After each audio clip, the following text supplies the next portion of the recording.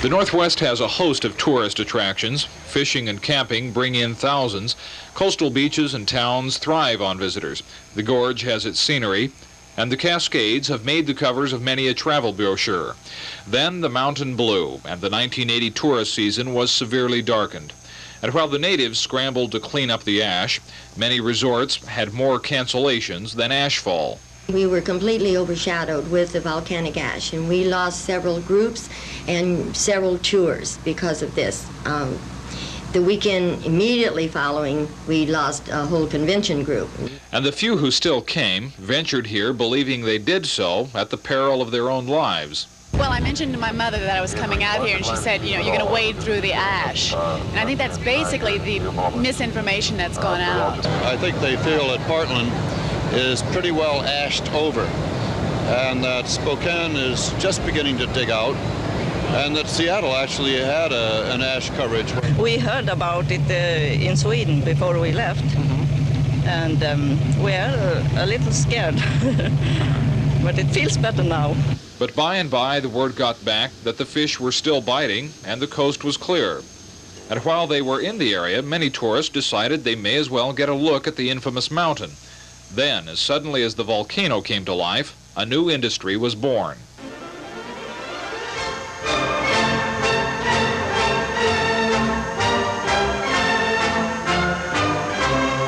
Many tout themselves as information stands, in some cases a come-on to peddle their wares. T-shirts from $5 to $15 each line the racks by the dozens. The mountain is memorialized on everything from posters to buttons, even on frisbees. The value of the ash rivals that of precious metals.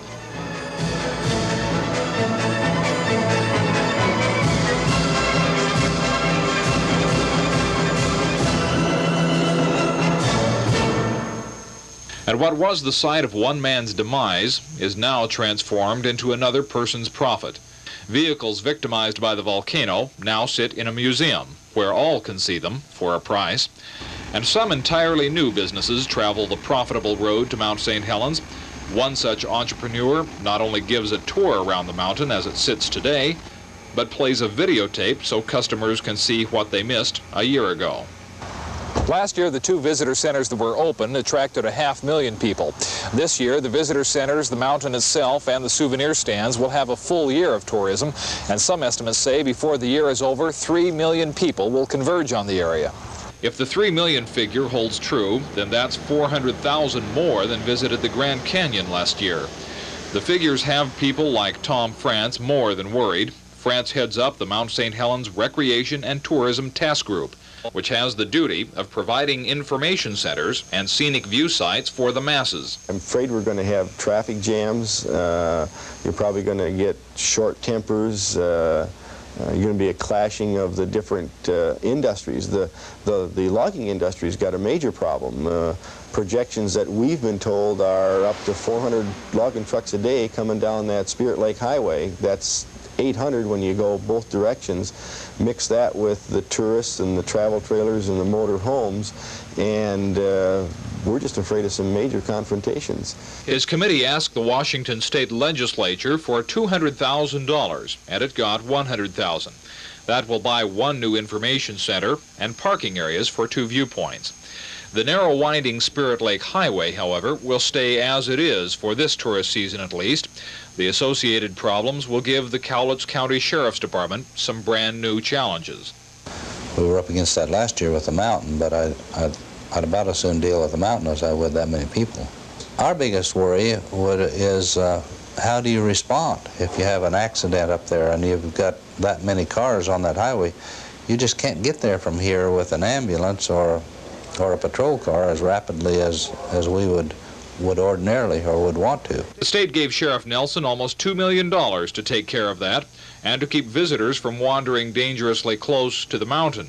Patrols will watch for unauthorized vehicles inside the controlled red and blue zones. Enforcement of the zones has already created another tourist industry, underground tourism. Last year, snowmobilers were getting $50 a head to take people up next to the mountain. People were smuggled in the trunks of cars and in other ways. And so we're trying to provide an alternate method. We're going to lean on people. You know, there isn't any question about it, we're going to use discretion to keep people back. They'll be checking permits, doing everything that they can to allow people to enjoy the area, if you will, but still maintain control over the zone.